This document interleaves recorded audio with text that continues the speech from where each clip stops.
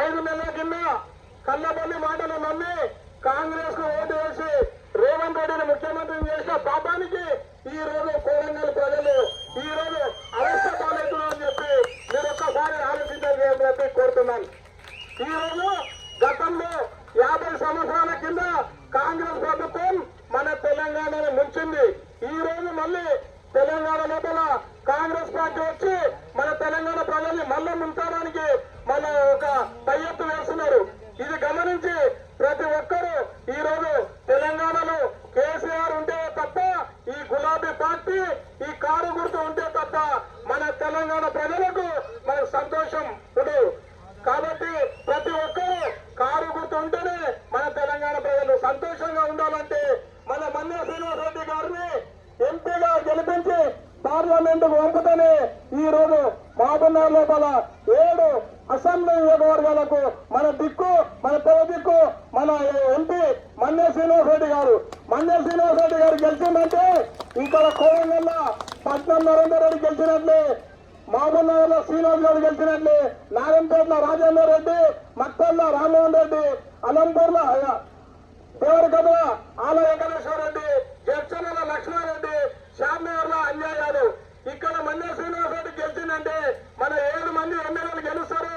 ఖచ్చితంగా మనకు ఇచ్చిన హామీలు నెరవేరంటే ఈ కొట్లాడి ఇప్పుడు పైన రైతు బంధు వస్తలేదు, రైతు బీమా వస్తలేదు.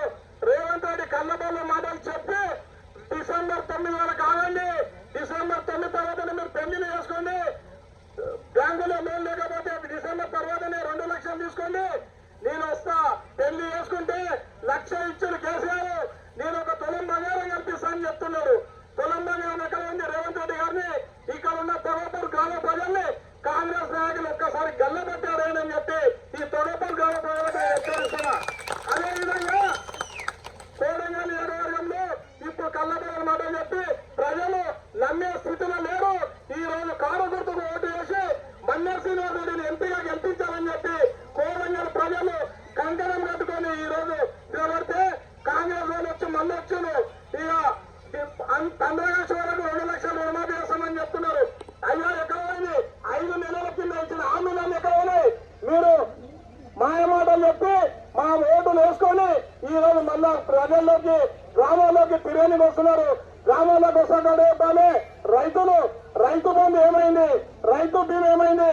నిన్న మన పెళ్లిళ్ళు వేసుకున్న అక్క చెల్లెలు మీరు అడగండి. 1 లక్ష రూపాయలు ఇచ్చి పొలం బంగారం ఇస్తానని చెప్పినావు, పొలం బంగారం ఏడుంది? కళ్యాణ లక్ష్మి ఏడుంది? రైతు బీమా ఏడుంది? రైతు బంధు ఏడుంది?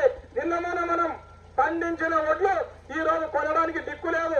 తెలంగాణ పోయిన 5 నెలలకే మన తెలంగాణ ప్రజల్ని నిలువున ముంచుతున్న పార్టీ ఈ కాంగ్రెస్ పార్టీ.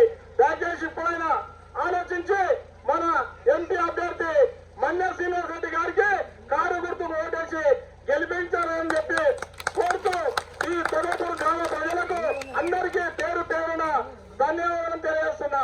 జై కేసీఆర్.